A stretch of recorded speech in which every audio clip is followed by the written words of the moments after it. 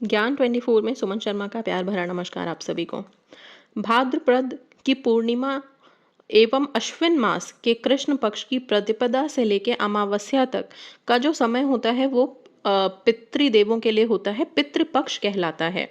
इस पक्ष में जो हमारे पूर्वज मर जाते हैं, मृतक होते हैं, उन्हें हम श्रद्धांजलि देते हैं, उनका श्राद्ध किया जाता है। शास्त्रानुसार मनुष्य के 3 ऋण कहे गए हैं। शास्त्रों में 3 ऋण का वर्णन है और जिसमें से सबसे पहला ऋण होता है देव ऋण, दूसरा होता है ऋषि ऋण और तीसरा जो ऋण होता है वो होता है पितृ ऋण। तो पितृ ऋण को खत्म करने के लिए ही हम श्राद्ध का आयोजन करते हैं, श्राद्ध कराते हैं अपने पूर्वजों का। श्राद्ध करने का अधिकार किसे करना चाहिए श्राद्ध? तो ये है कि श्राद्ध करने का अधिकार सिर्फ ज्येष्ठ पुत्र, जो सबसे बड़ा बेटा होता है, उसे करना होता है या फिर जो नाती है वो कर सकता है। ठीक है। पुरुष के श्राद्ध में अगर किसी पुरुष का निधन हुआ है, कोई पूर्वज जो पुरुष हैं, तो उनके श्राद्ध में हम पंडित जी को भोजन कराते हैं और अगर किसी स्त्री के निधन के लिए हम मतलब किसी स्त्री के लिए हम श्राद्ध करा रहे हैं तो हम पंडिताइन को भोजन कराते हैं, ब्राह्मणी को भोजन कराते हैं। भोजन में खीर पूड़ी का होना बहुत आवश्यक है। भोजन के पश्चात दक्षिणा दी जाती है। पितृपक्ष में पितरों की मरण तिथि को ही उनका श्राद्ध किया जाता है। जिस भी तिथि को वो मरे हैं हिंदू तिथि के अनुसार उस तिथि को श्राद्ध किया जाता है।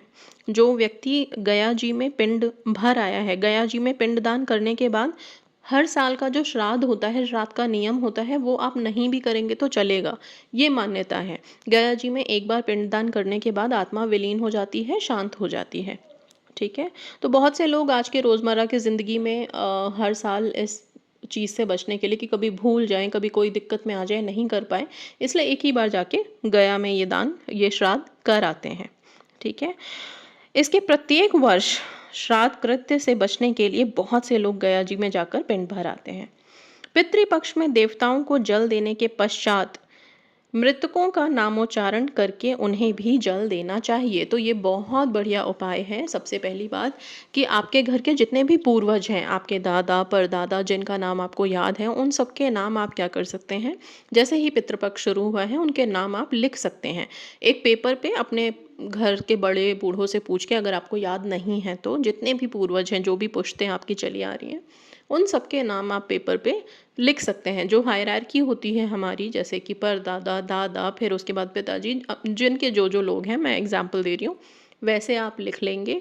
लिखने के बाद रोज़ाना का नियम आपका रहेगा कि जब आप जल दे रहे हैं तो उन सबके नामों का उच्चारण करेंगे। आप उनको नमन कर सकते हैं, उनको प्रणाम करते हुए, और फिर उनको जल देंगे। पितरों को जल हमेशा दक्षिण दिशा की तरफ दिया जाता है, इस बात का ध्यान रखिएगा। सिर पे हो सके तो सफ़ेद रुमाल रखिए। सफ़ेद शांति का प्रतीक है और ये जितनी भी आत्माएं श्राद्ध में आती हैं, अपने अपने घरों में, अपने अपने जो भी उनके अपने हैं उनके पास आती हैं, तो ये सब आत्माओं को शांति चाहिए। तो ये जो सफ़ेद रंग है शांति का प्रतीक है, ये उन्हें शांत ही करेगा। ठीक है। तो इन सबको आपको जल देना है, हर रोज़ आप जल देंगे। सूर्य देवता को जल देने के बाद आप दक्षिण की तरफ मुड़ के एक लोटे को भर लीजिए अच्छे से और फिर धीरे धीरे करके दक्षिण दिशा में सबके नाम लेते हुए आप जल अर्पण करिए। ये जल देना बहुत अच्छा है। और रोज़ाना आप जब सुबह रोटी निकालते हैं तो गाय की रोटी निकालने के बाद एक रोटी पितरों के नाम से निकालेंगे। ये रोटी आप गाय को निकालने के बाद आप दूसरी रोटी जो है वो पितरों के नाम से निकाल देंगे और पितरों की रोटी आप या तो कौवे को खिला सकते हैं और कुत्ते को खिला सकते हैं। ठीक है।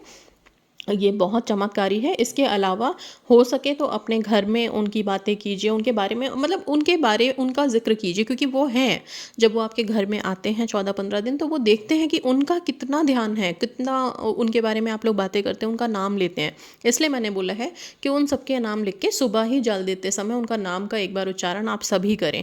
हो सके तो घर के हर परिवार के मेंबर को बोलिए कि एटलीस्ट उनका नाम लेकर के उन्हें प्रणाम कर लें। इससे उनकी कृपा आप पे बनी रहेगी। और जिनके घर में पितृ प्रसन्न होते हैं तो समझ लीजिए उनके घर में हर खुशी हमेशा रहती है, भंडार हमेशा भरे रहते हैं। जिनके घर के पितृ नाराज़ होते हैं, उनके घर में कलह कलेश बीमारी सारे साल बनी रहती है और फिर लोग दुखी होते हैं कि हम क्यों परेशान हैं। तो पितृदेव को प्रसन्न करना बहुत ज़रूरी है और श्राद्ध से अच्छा कोई दिन नहीं उनके लिए। श्राद्ध उन्हीं के होते हैं, उन्हीं के दिन होते हैं ये 14-15 दिन। तो आप लोग पूरे भक्ति से, पूरे विश्वास से, खुशी से उनका ध्यान कीजिए, उनको प्रणाम कीजिए, उनको जल अर्पण कीजिए, भोजन उनके उनके पसंद का अगर आपको कुछ पता है तो वो बना के आप दान कर सकते हैं। ठीक है, रोज़ का नियम आप करेंगे, रात को आप एक दिया दक्षिण दिशा की तरफ ज़रूर जलाएं रोज़ाना 15 दिन तक। ये दिया बहुत आपके घर में सुख शांति ही भरेगा। ठीक है, तो ये छोटा सा उपाय है, ये सारा ज़रूर कर लीजिएगा आप लोग। और हाँ, पितरों की कृपा आप सब पे बनी रहे। इसी के साथ विदा लेती हूँ, धन्यवाद।